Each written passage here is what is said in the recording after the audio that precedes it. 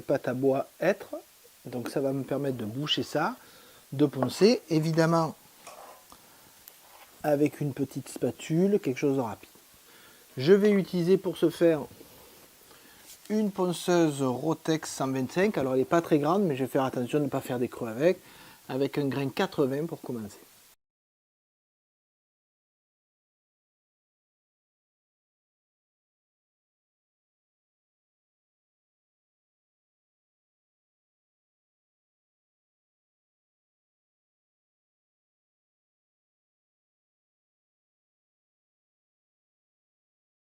Je pense que vous avez compris le processus. Je vais boucher toutes mes planches et après on passe à l'étape de ponçage. Ça y est, la pâte à bois est sèche. Maintenant, je vais pouvoir la poncer. Donc j'utilise du grain 80 avec d'abord une rotation grossière ici, puis après une rotation fine. Donc vous le voyez ici, il y a ce petit morceau à poncer. Très important, ne pas forcer sur la machine. C'est la rotation qui doit faire le ponçage. Il ne faut pas appuyer comme un bourrin. Sinon, vous creusez le bois et effectivement, l'effet recherché n'est pas le bon. Vous remarquez que j'ai fixé ma planche pour pas trop qu'elle bouge. Allez, petit ponçage, j'en ai 4 à faire, dont une avec la coupure tout le long. Je vous laisse sur cette séquence-là et on se retrouve une fois que tout est poncé.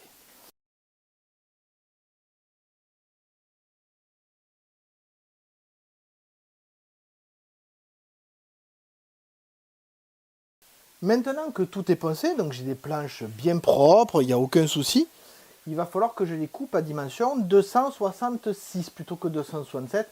Ça me permettra de relever le meuble sans avoir de soucis. Donc première chose, si le bord ici n'est pas droit, là c'est pas droit parce que c'est un assemblage de planches, je le coupe droit. Je mesure 266 et je vais là-haut couper à 266. Donc vous voyez, rien d'extraordinaire. J'utilise toujours cette fameuse scie plongeante. Là, je me souviens jamais. TS55, voilà. Je sais pas si c'est pas écrit. Ah voilà, la TSC 55. Pourquoi? Parce qu'elle peut aller jusqu'à 55 mm. Mais vu que ce sont des planches qui font 28, il n'y a pas de souci. Donc, découpe. Et avant découpe, important, les protections.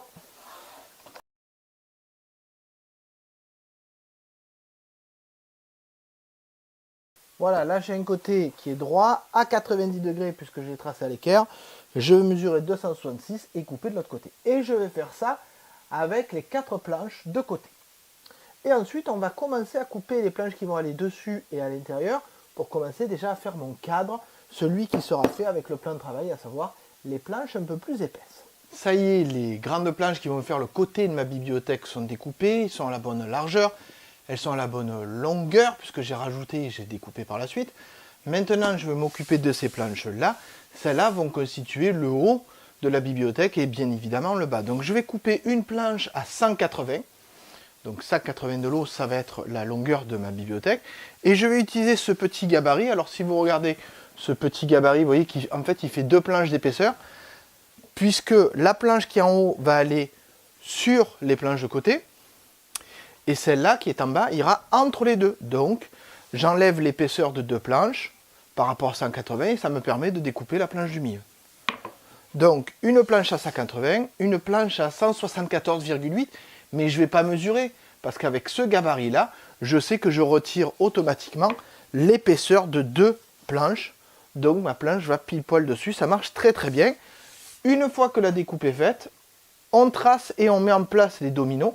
Alors vous allez voir que pour mettre en place les dominos, je ne vais pas les mettre avec les gabarits qui sont là. Je vais utiliser des petits gabarits pour avoir toujours les mêmes distances et être sûr que ça tombe en face. Je vous montre ça après la découpe.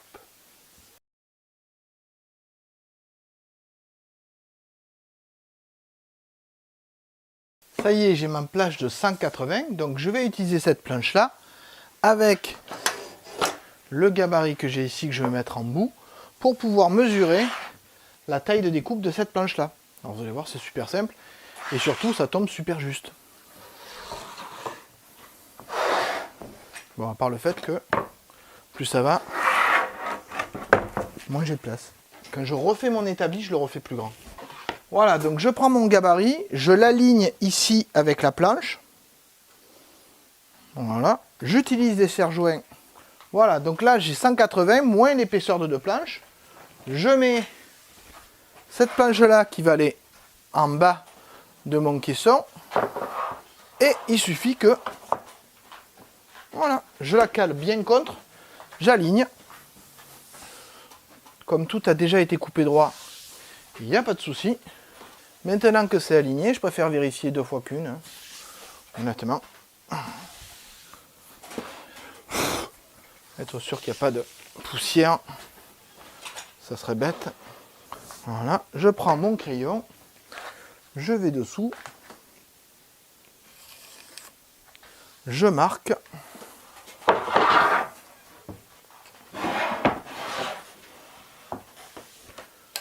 Voilà, je sais maintenant à quelle longueur je vais devoir couper cette planche pour qu'elle aille à l'intérieur, moins les 2. Donc évidemment, même opération que tout à l'heure. Ma règle et ma scie. Bon, vous savez déjà comment ça marche. On se retrouve au moment où je vous montre comment je fais les trous avec la domino. Les dominos qui vont me permettre d'assembler mon meuble. Alors,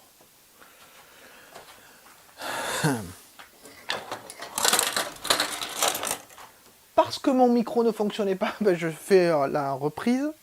Parce que mon micro ne fonctionnait pas, je suis obligé de refaire une prise. Alors, de façon rapide et simple, je vous montrais dans les vidéos qu'effectivement, j'avais utilisé des gabarits pour pouvoir savoir où j'allais placer mes dominos.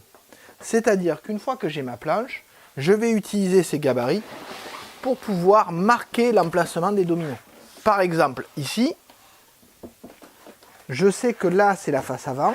J'utilise donc mon gabarit que je pose comme ça ici pour pouvoir, vous voyez, tracer un trait au niveau de ce gabarit. Premier gabarit que je peux tracer et deuxième que je peux tracer ici.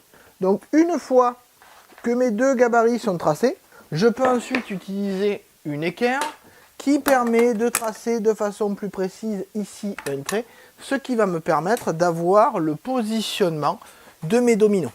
Donc petit détail, quand je fais ces dominos, je sais que sur la partie basse du meuble, je vais percer par les grandes planches sur le travers et que la partie haute, je vais tracer en haut. Même chose, on ne le voit pas bien, mais je vous le montre quand même.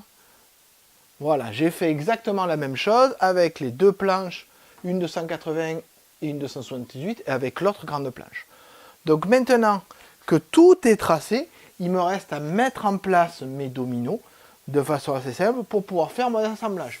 Une fois que cet assemblage sera fait, on va le tester, je vais faire des trous pour mettre des vis et tenir tout ça. Oui, parce que finalement, je ne vais pas le coller, je vais le visser, ce qui fait que si un jour j'ai besoin de le démonter, il suffira que je dévisse.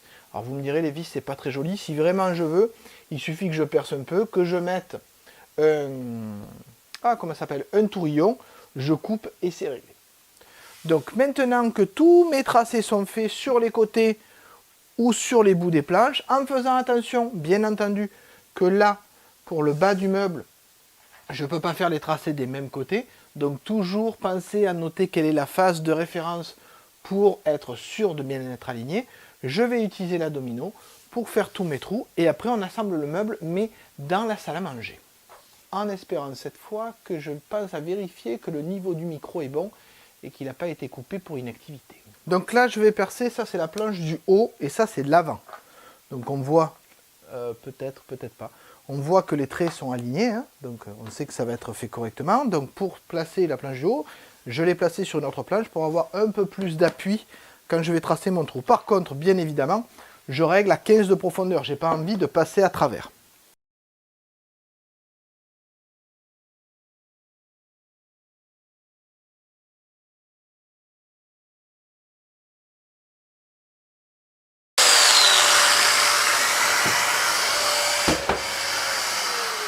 Par contre, très important, sachez que si j'ai aligné ici, ça veut dire que ma surface de référence est là.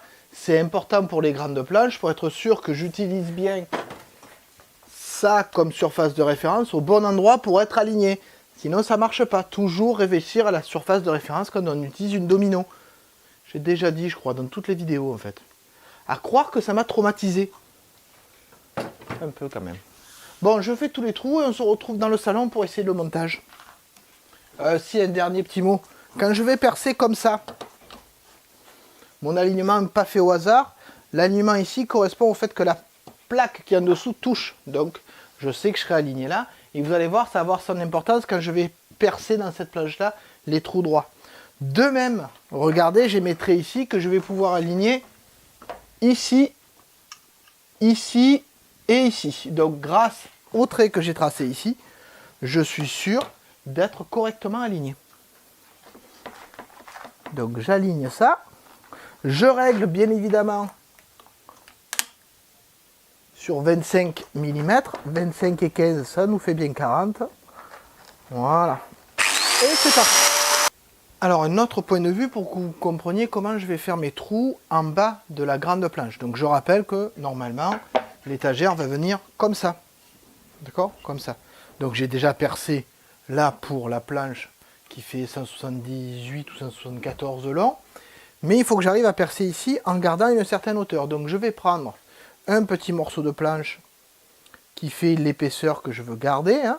Donc simplement c'est celui qui me sert de guide. Je le mets ici.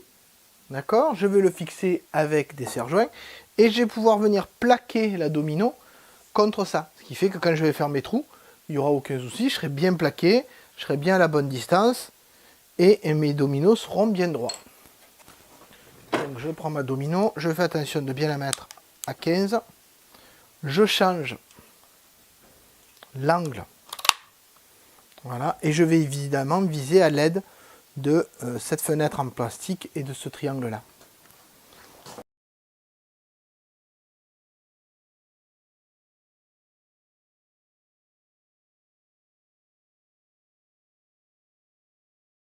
Bien évidemment, il faut que je fasse ça sur toutes les planches. Je le fais. Je fais attention que là, c'est bien l'arrière parce qu'il y a le petit creux pour pouvoir mettre la plainte. Et je ne me trompe pas sur l'autre planche. Attention de ne pas le faire dans le même sens, hein, puisqu'évidemment, sinon je serai embêté, puisqu'il y a une planche qui est d'un côté, une planche qui est de l'autre. On se retrouve, on va y arriver, dans la salle à manger au moment de l'assemblage à blanc. Pour mettre les vis, tout ça, tout ça. 1, 2. Petit détail, pour mon montage, j'ai besoin de dominos de 10, donc on les voit ici, sauf que j'ai besoin qu'ils fassent 40 de longueur. Oui, parce que 50, c'était trop, j'avais pas ce qu'il fallait pour les faire rentrer dans la place des dominos. Du coup, j'ai pris des dominos de 80, oui, assez long, que je vais couper en deux, ce qui va me permettre d'avoir des dominos de 40. Voilà, c'est facile hein, quand même.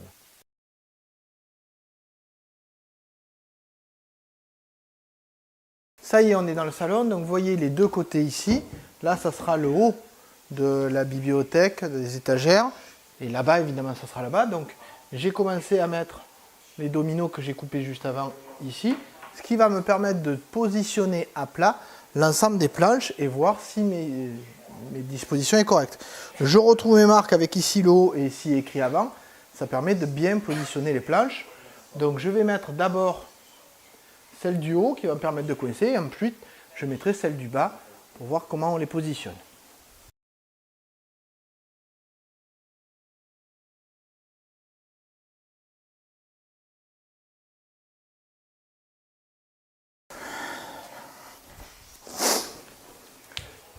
Ça y est, vous voyez que le cadre est assemblé.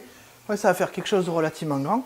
Maintenant, je vais utiliser la perceuse avec une mèche de 4 pour pouvoir ajouter des vis en 4 par 70, 2 de chaque côté, que je vais visser bien évidemment électriquement. Ça va permettre de donner de la stabilité. Je rappelle que le poids sera principalement sur les dominos, mais aussi sur ces vis et qu'elles permettent de maintenir un cadre correct. Donc l'avantage, c'est que là, tout est assemblé. Il n'y a plus qu'à faire des pré-trous et faire utiliser ces vis. D'ailleurs, vous remarquerez que ce sont des vis qui ne sont pas filetées en entier. Alors, je ne sais pas si on voit le filetage ou si elles ont un schéma, peut-être là. Donc, il y a une partie qui est non filetée qui va permettre de plaquer le bois contre l'autre. Le filetage va tirer un peu dessus et la partie non filetée va permettre de plaquer. Si jamais je veux les cacher, il me suffira de creuser un peu plus et de mettre un tourillon que je coupe après. Bon, ça c'est à voir plus tard. Bon, déjà, perçage, vissage.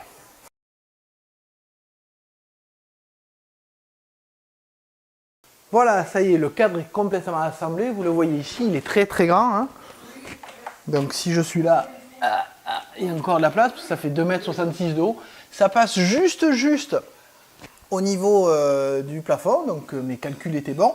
Évidemment, il y a du jeu, puisque vous imaginez la portance 1,80 m là, et là 2,66 m, donc il y a énormément de portance. Donc maintenant, vous avez vu l'ensemble de cette structure, donc je vais m'arrêter là pour cette vidéo. J'espère qu'elle vous a plu. N'hésitez pas à mettre un like, un commentaire, à vous abonner si vous voulez voir la suite, parce que devinez quoi, je ne vais pas m'arrêter à ça, hein. Je vais mettre les étagères et compagnie, mais je mettrai ça dans une autre vidéo, en espérant que ça puisse vous plaire, vous donner des idées, vous montrer que quand on fait un travail maison, on peut le faire. Alors, j'espère que cela vous aura donné des idées, et que cela vous aura montré qu'on peut faire un travail maison avec passion et avoir un très beau résultat. Déjà, rien que le cadre là est joli. J'ai hâte de voir ce que ça va donner avec les étagères, mais je garde ça pour la deuxième vidéo, sinon ça serait un peu long, et puis l'algorithme ne serait pas content, tout ça. Youtubeur un jour, youtubeur un jour. Quoique, est-ce que vraiment je suis un youtubeur? C'est la question. Voilà. Donc j'espère vous revoir pour la partie 2, à savoir finir les étagères à l'intérieur de cette bibliothèque. J'en montrerai juste une, hein. Je pense que je ne ferai pas les deux, puisque finalement, dans les deux cas, ça sera exactement les mêmes aménagements, même s'ils ne sont pas aux mêmes places. Allez, au revoir, et j'espère à bientôt sur cette même chaîne pour la suite ou d'autres vidéos.